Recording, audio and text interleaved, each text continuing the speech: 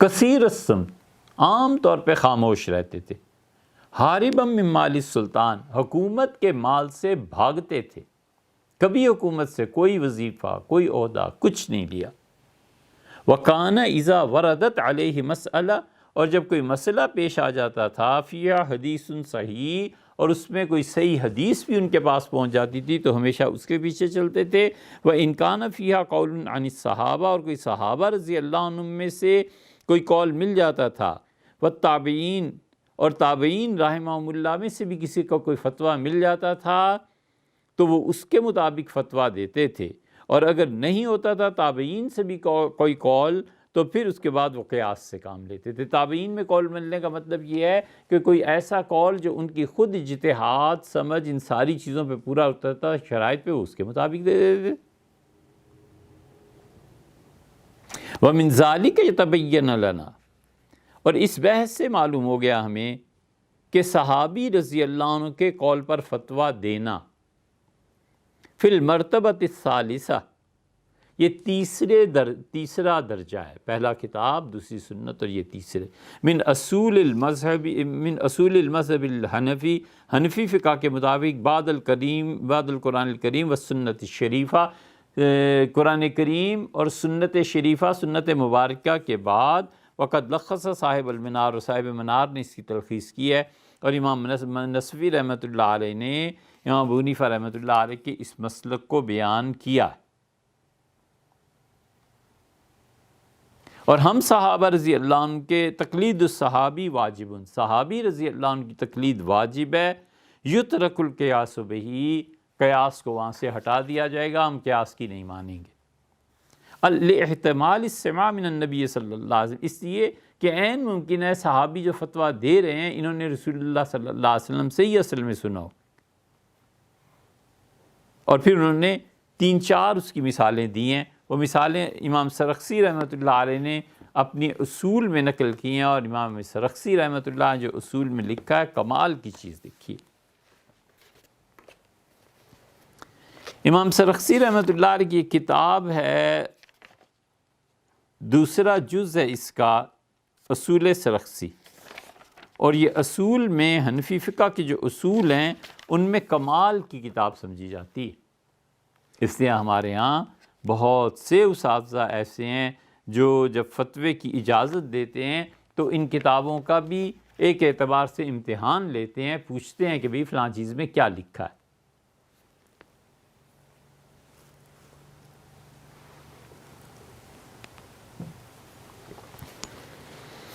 تحریر فرماتے ہیں ولا خلاف بین اصحابنا المتقدمین والمتاخرین، حنفی فقہ میں جو پچھلے گزرے اور جو آگے کے حضرات ہیں کوئی ان میں اختلاف نہیں ہے کہ وہ کہتے ہیں کہ قول واحد من الصحابۃ حجت، کہ ایک صحابی رضی اللہ عنہ اگر فتویٰ دے دیں، صرف ایک کا فتویٰ میں مل جائے، ہم قیاس اور باقی چیزوں کو پیچھے ڈال دیں گے، ان کے فتوے پہ فتویٰ دیں گے۔ لیکن وہ جو فتویٰ ہے اس کے لیے یہ ضروری ہے کہ وہاں پر قیاس کام نہ کرے۔ وَذَلِكَ نَحْوَ الْمَقَادِيرِ الَّتِي لَا تُعْرَفُ بِالرَّأْيِ، اس کی ایک مثال میں دیتا ہوں، جیسے کہ ناپ تول کے پیمانے ہیں، یہ بھی ہم نے آپ سے عرض کیا تھا نا، تو کہتے ہیں کسی بھی زمانے کا ناپ تول کے جو پیمانے ہیں سو ہیں، اب اگلے زمانے میں آ کے کہنا کہ نہیں یہ اتنا نہیں اتنا ہونا چاہیے تھا، اور کچھ بھی نہیں بھئی، جو اس زمانے میں تھا سو تھا۔ فَإِنَّا أَخَذْنَا بِقَوْلِ عَلِيٍّ رضی اللہ عنہ، اس کی ایک مثال ہم یہ بھی دے سکتے ہیں کہ صحابہ کرام رضی اللہ عنہ میں یہ بحث تھی کہ شادی کے وقت حق مہر کم سے کم کتنا ہونا چاہیے، تو پتہ چلا کہ علی رضی اللہ عنہ، سیدنا علی رضی اللہ عنہ نے حق مہر مقرر کرنے پہ ارشاد فرمایا تھا کہ 10 دراہم 10 درہم ہوں گے، 10 درہم سے کم عورت پہ کا حق مہر نہیں رکھا جا سکتا، بغیر حق مہر کے یا 10 درہم سے کم پہ نکاح ہو جائے گا، وہ ٹھیک ہے، لیکن وہ جو ادائیگی شوہر کے ذمے باقی رہے گی وہ 10 درہم سے کم نہیں مانی جا سکتی۔ وَأَخَذْنَا بِقَوْلِ انس، حالانکہ رسول اللہ صلی اللہ علیہ وسلم نے کہا ہے کہ 10 درہم، یہ اب نکال لیں گے کیونکہ اب تو کتابیں شائع ہو گئی نا زیادہ۔ سیدنا انس رضی اللہ عنہ نے کہا کہ ایام کے مسئلے میں کم سے کم 3 دن اور 3 راتیں ہیں، اور زیادہ سے زیادہ 10 دن اور 10 راتیں ہیں، کوئی خاتون اس سے کم بھی نہیں ہو سکتی اور اس سے بڑھ بھی نہیں سکتی۔ اب یہ جو ہے نا، یہ دنوں کی گنتی، یہ انس رضی اللہ عنہ کا فتویٰ ہے، اس پہ احناف نے فتویٰ دیا، اس لیے کہ قیاس اور عقل کا کچھ تقاضا نہیں ہے۔ اور عثمان بن ابو العاص رضی اللہ عنہ نے فتویٰ دیا کہ ولادت کے بعد 40 یومن 40 دن ہیں زیادہ سے زیادہ، 41واں دن آ گیا تو ناپاکی ختم ہو گئی۔ اس میں اب عقل کیا کام کرے؟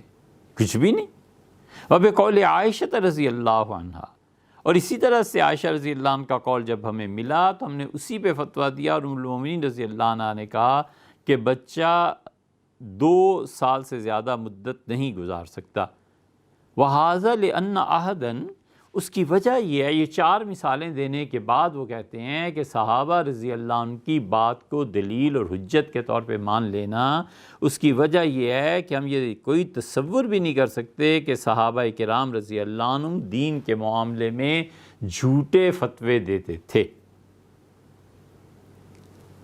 اور یہ جائز ہی نہیں ہے کہ ہم ان کے متعلق یہ کہیں کہ وہ فتویٰ لاپرواہی سے دیتے تھے، جھوٹ سے دیتے تھے،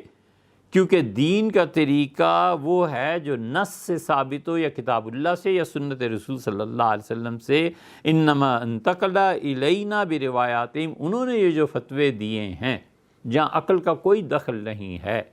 یہ فتوے انہوں نے در حقیقت رسول اللہ صلی اللہ علیہ وسلم سے سن کے ہی دیے ہیں، اگرچہ انہوں نے یہ نہیں کہا کہ ہم نے رسول اللہ صلی اللہ علیہ وسلم سے سنا ہے۔ تو اب 2 ہی صورتیں رہ جاتی ہیں، یا تو صحابی خود معاذ اللہ استغفر اللہ جھوٹ بول رہا ہے، یا پھر اس نے سنا ہے اور تصریح نہیں کر رہا۔ تو کہتے ہیں سنا ہے، بات مختصر کر رہے ہیں، زیادہ تفصیل سے نہیں کر رہے۔ اور دوسری صورت میں اگر جھوٹ بولیں فی حمل قولہم علی الکذب، اگر ہم یہ کہیں کہ جھوٹ اور باطل ہے، تو اس سے یہ ضروری پھر نتیجہ یہ نکلتا ہے کہ صحابہ کرام رضی اللہ عنہم سب کے سب فاسق تھے، اور اس کی وجہ سے ان کی روایات باطل قرار پائیں گی۔ یہ ہے وہ چیز۔ اس لیے ہر صحابی رضی اللہ عنہ کا قول کہاں سے مان لیا جائے گا؟ ہر صحابی رضی اللہ عنہ کے قول پہ کوئی عمل کر لیا جائے گا جب تک کہ وہ فقیہ نہ ہو، جب تک کہ وہ دین کو سمجھنے والا نہ ہو۔ صحابہ رضی اللہ عنہ کے قول پہ عمل ایسے نہیں کیا جا سکتا۔